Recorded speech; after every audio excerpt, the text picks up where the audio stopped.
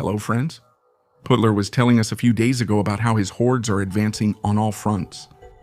So the operators of the 413th Regiment of the Unmanned Systems Forces couldn't help but respond to him. In the territory of Russia's Bryansk region, they attacked a locomotive that the invaders were using to transport military equipment. The neutralization took place 40 kilometers from the border with Ukraine.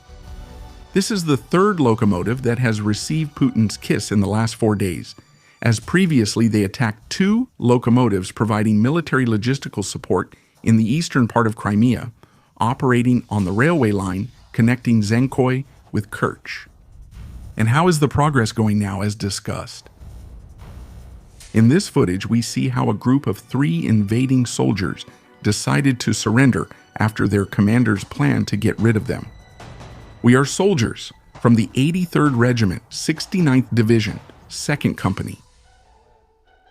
We heard some information from Ukraine, from someone at the headquarters, that they wanted to shut down Project B and get rid of all the troops under the command of Lieutenant Colonel Thor, who would later be promoted to general. After receiving the information, we wanted to somehow avoid new assignments. We wanted to move to position 500, but it didn't work because we were sent, targeted with machine guns, in the direction of the advance. As we advanced, we saw the leaflets scattered on the ground, informing about voluntary surrender, so we followed the instructions. We left our weapons, a small bird flew and guided us toward their soldiers. It speaks volumes that these invaders chose to surrender to Ukrainian soldiers instead of facing their own commanders. Yesterday, I told you about the attack on the Chongar bridge carried out by the Code 9.2 unit, where they described how they planned and executed the raid with a combined fleet of medium and long-range drones. Flint is the commander of Code 9.2, and he tells us that his analysts had determined that the enemy in the area was carrying out operations against them in the direction of Yulia and Pole. And that's where their logistical flow was headed, a constant flow. Therefore, a proposal was made and the decision was taken to attack precisely this bridge, which was the only route for transporting personnel, ammunition, and fuel for the 37th Motorized Infantry Brigade. There was damage during the transition to Shanghai, and that was done to block the routes of the force. Russian public channels quickly published the results. The slabs were perforated. Pieces of broken concrete were lying around. The reinforcement ribs were not damaged, but the slabs themselves had huge holes, over 1 meter in diameter. As a former civil engineer, I understand how difficult it is to repair this structure and make it safe again. These slabs need to be replaced, and it's an enormous amount of work. The bridge attack is just the start. You'll see what happens next.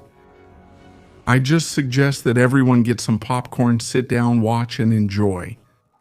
This is just the beginning. At the end, you can see the emblem of the Phalanx Multi-Domain Task Force. Interesting. The holiday season is starting, but the Russians have to end their day at the beach earlier than expected due to the arrival of a swarm of pesky Ukrainian drones. Ukrainian drones are giving the Russians a dream vacation, in which thousands of tourists have been unable to leave Sochi for 2 days. There's chaos on the beaches, and in the sky mosquitoes fly, greeted by gunfire and explosions both day and night. While the horde tries to shoot down the Ukrainian raiders, the local population in the city has been ordered to head to the area's shelters. Well, they wanted war, now they have war. Otherwise, everything is going as planned. Right, Russophiles? I think I'm never going to get tired of sharing this video.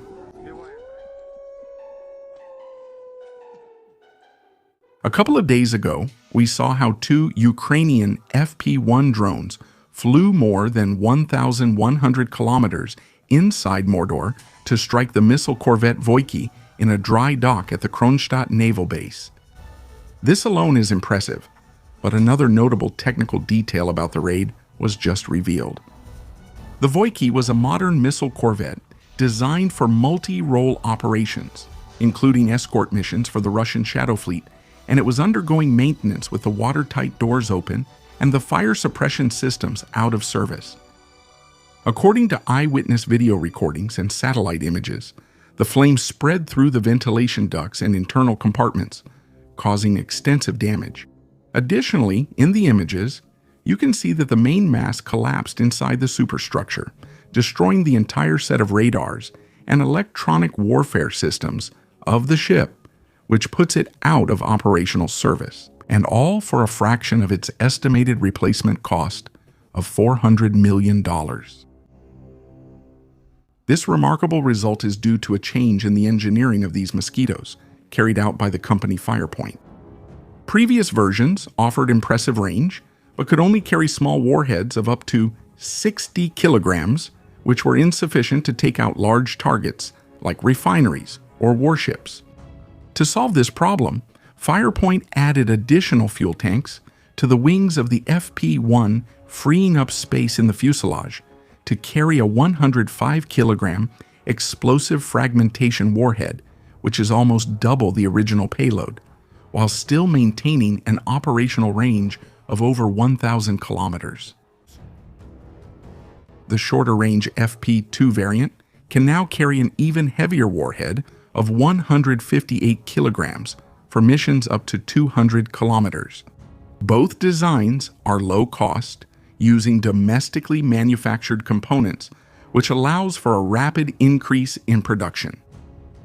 Firepoint has reported that it currently manufactures approximately 300 drones per day at a cost of about $50,000 per unit. This mass production capability is what allows Ukraine to maintain its long-range sanctions campaign at a high pace, and now with greater destructive power. Let's stay in St. Petersburg, because Ukraine's defense forces carried out another precision operation during the night of June 5th to 6th, targeted against the Mil 1060 Arsenal Logistics Support Center in the village of Bolshaya Izhera, also known as the 15th Arsenal of the Russian Navy, which is a vital center for the storage, maintenance, and distribution of missiles, ammunition, torpedoes, and equipment for the Baltic Sea Fleet and other units of the Leningrad Military District. Images taken by the Sentinel-2 satellite published by the open intelligence group Exilanova reveal extensive damage to the facilities.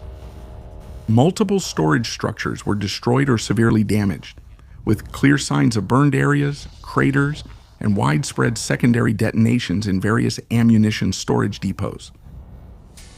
The affected area covers approximately 1.5 square kilometers, indicating that the fires and chain explosions spread throughout the facility's depots.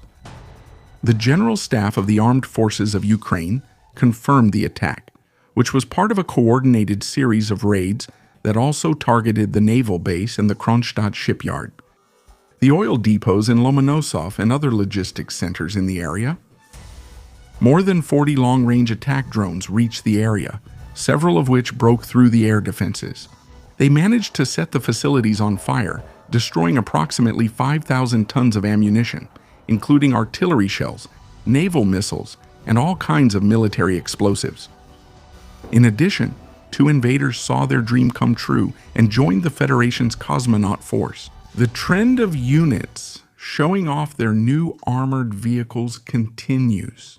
We increasingly see videos of defenders satisfied with the quality and quantity of equipment they're receiving, like this Cossack vehicle, which has been properly reinforced with anti-drone cages that fit the vehicle's contours perfectly. To finish, a puppy from the Defense Forces enjoys the ride back home after completing its mission at the front. We don't know the mission, but we're just glad they returned safely. If you want to see additional content about the war in Ukraine, I invite you to visit our 2 new channels, where we present information about the war in a different format. Don't forget to check them out. Remember to visit our Patreon, where for just $1 you'll have access to a large number of uncensored videos and documentaries. Remember to like and subscribe to the channel